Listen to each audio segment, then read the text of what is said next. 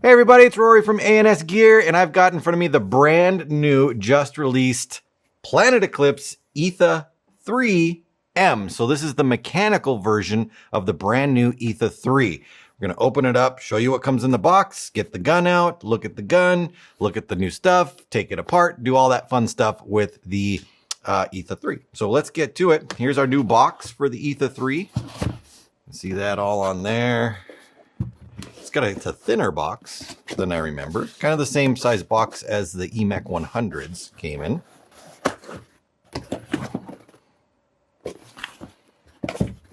Open it up. So inside there it says, "Welcome to the next level." PlanetEclipse.com. Just a little cardboard divider. Here's our manual. Pretty small little manual here because being a mechanical gun, there's not a lot going on inside there. It's not electronic settings or worrying about eyes or any of that other stuff in here. So just the basics of the gun. So that's pretty cool. Two-piece barrel now. So we've got our two-piece going on right here. This is 689. Nah, that's not a mechanical. That's an Etha. One of the guys showed me an Etha2. I think that's a standard Etha2, right? Yeah, this is the one we had up here. Yeah, no, you're good. If we had like a mechanical Etha2, then maybe. But since that's an electric. I don't know if the body you might want to compare them or something. Oh, yeah, give it to me, whatever. Cool.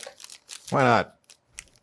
We'll look at it. So two-piece barrel now, rather than on the EMEC 100, I believe it was just a one-piece barrel. So open this up. That way we can just see the difference in body shape and design. So there's the difference between those two right there. And again, we're just comparing kind of the outside design on this one. Obviously, this is an electric version, has a battery inside here. We're going to get to all that. But obviously, the eye covers are different now. So a little bit smaller, a little bit more slimmed down eye cover.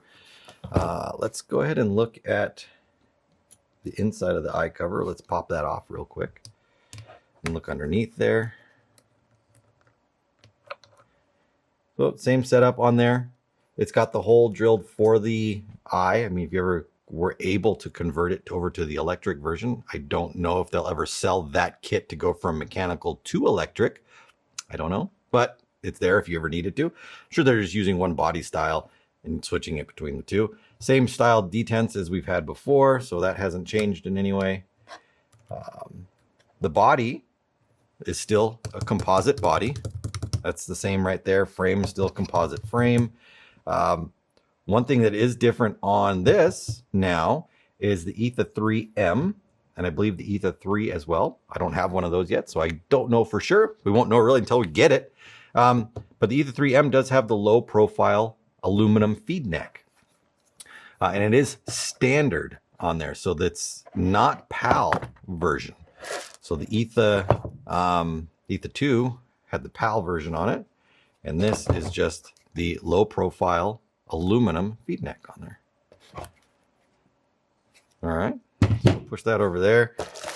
Got our barrel sleeve, we got some grease, we got some spares, we got our Allen keys.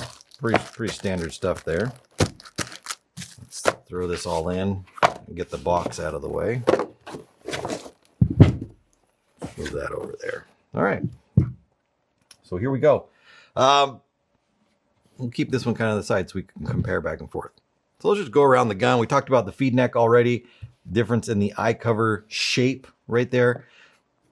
Next huge difference is the bolt. So on the original one, to get the bolt out, you had to unscrew it.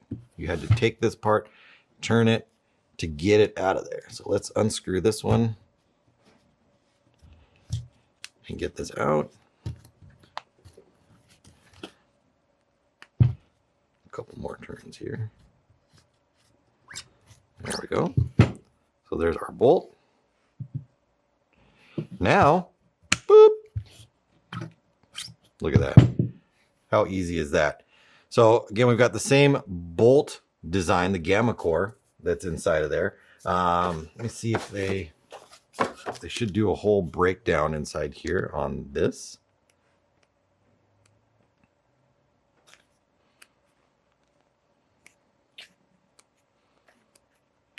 because I would assume that it has all the same bits and bobs.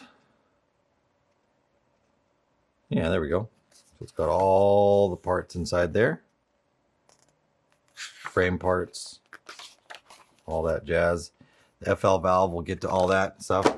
But they're just making it way easier to get the bolt out. It hasn't really changed in design at all as far as the bolt itself. I mean, you can see that there's a little bit of a change in the housing right there. But the O-rings are all lining up in the same spot. Lengths are all the same. So as far as the performance of the bolt itself, I believe that's going to change it anyway. But this is a huge difference in just use right there. Not having to unscrew it, not having to worry about it being screwed in all the way. The pieces coming undone when you unscrew it, all that stuff. That's a real nice step right there. I think that'll make a lot of people real happy. All right, coming up to the front right here. So we've got, obviously this has no battery in it, so it just has that plug that's inside of there. The battery on the electric version would go up in the front right here. Let's move through the backside here. Grips, we still have the toolless or screwless grips on the back. If we pull this back piece out right there, that'll unlock it, and then we can lift it up from the side and pull that out, and then we can just unwrap the front right around there. I'm gonna leave this out just for right now, because I will need to disassemble that in a second. So same grip setup, same on-off ASA on the bottom. If we take this off down here, we'll see that our regulator is underneath there.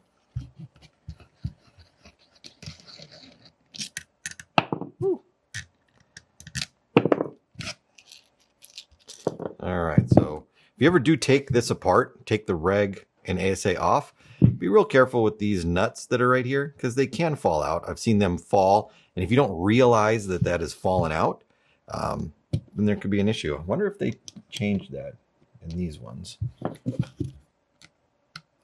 Well, there is a little bit of kind of a grip to it, so it doesn't easily fall out. But over time, if you took those in and out enough times, that little nut there can fall out. So just be aware of that. Make sure you're working on a bench or something. And then we've got our reg assembly, which we can just unscrew out of here. Real easy to come out. So if you need to do reg maintenance, you can break this down and get inside there, do any maintenance you need to inside of there. I love how these come apart. It's so easy. We've got a transfer tube that runs from here up to here, which connects our regulator assembly to our valve assembly up inside of here. So again, super easy to deal with right there. Let's get this apart. We talked about the fact that it is still a composite shell around an aluminum body there, which I'm sure you could print or do whatever, make your own shells there, or they'll probably make a bunch of shells. We got the frame screws out. We can take that off. So then we've got our frame right there. This piece will slide out. If we had the eye covers off, we could slide out the inner body right there, which we don't really need to take that out of there unless we were changing out the frame or something. But again, this is just a shell. You can see right there that the inner housing, which holds all the air and everything inside there, holds the bolt assembly, is just encased in a composite shell. All right. So with that said, we've got our trigger right here, and we do have a safety. I'm looking for adjustments on the trigger. It looks like there's just one adjustment, which is our rear travel adjustment. So our stop position on our rear travel, and that'll be adjusted right through there. Wonder if it says anything else inside here for the trigger. Wouldn't imagine that it would.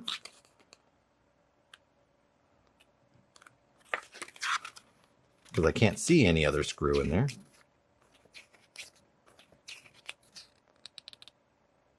Nope, no other screw. So there's just that one point of adjustment in the trigger if you needed to. If you wanted to shorten the trigger pull, then you could. But remember, if you shorten the trigger pull too far, make it so it doesn't move back as far, you might not activate the solenoid and get it to cycle. If you don't have enough travel on there, that could be a problem. Next up here, I'm going to pop my pins out. Actually, I don't think I need to take that one out, if I remember correctly. That one holds the linkage pin in place. I think it's just the top one. There we go. Actually, so here's our transfer plate, or transfer tube. That goes on there. And then this goes like that inside the gun. So when the gun is pressurized, this comes forward and it pushes on this little pin that's inside here, and it pushes this pin forward. So when you pull the trigger, you push this pin back, which pushes on this pin, which causes the three-way valve or the valve to cycle. So this is the FL valve. This is the upgraded valve that you could get for your other mechanical gun. You could put that into your gun, but now it comes inside there. So it's already has that shorter, crisper trigger pull on there to give you that ultimate feel in performance right there. So it comes with the FL valve. And we've done a breakdown of the FL valve in the past, so I'm not going to pull that all apart and show you the insides of that. But wanted to get everything broken down as far as we could, give you a little comparison to the older body style. I know, again, that this is an electric version and this is a mechanical, but we just wanted to show you some of the differences right there. So it's a beauty right here. We're going to put this back together. We're going to take it outside. We're going to shoot some paint through it, do some shooting videos, all that fun stuff. But let's quickly get it back together and see just how quickly this goes back in. It goes down there. Put our pin in. Put our ASA on. Get this all back on here. Maintenance on these is simple. That's why it's such an easy gun for people to pick up. Maybe pickles too, I don't know. For people to pick up, get out on the field, out and have some fun. The maintenance is easy to understand. Now there's a difference between maintenance being easy to do because you can just do it, or maintenance that's easy to do because you understand how the gun works and how to get everything taken care of on it. So this is easy to do and easy to understand.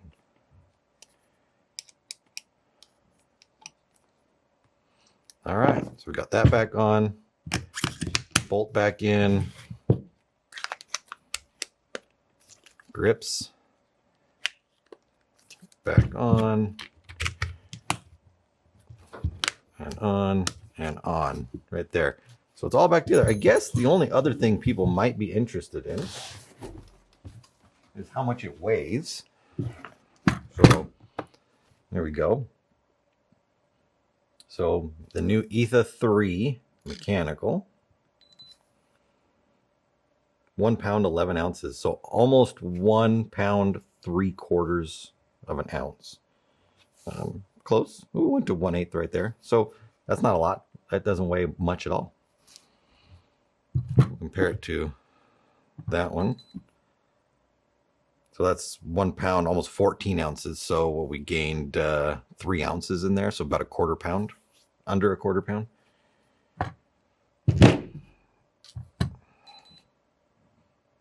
Yeah, right there. So it's a little bit lighter. But again, you got some more stuff in there. You got a battery in this one. You have a board. You've got some extra components that are definitely inside this gun. So we'll see when we get the electric version how that sizes up against there. But just to give you an idea, light gun, super easy to move around and have some fun with. So here it is, brand new from Planet Eclipse, the Etha3 M. Check the website for availability. Pick one up if you're getting into mechanical guns. It's an awesome choice. Easy to work on, easy to maintain, easy to have fun with. Etha3 M at ANSgear.com.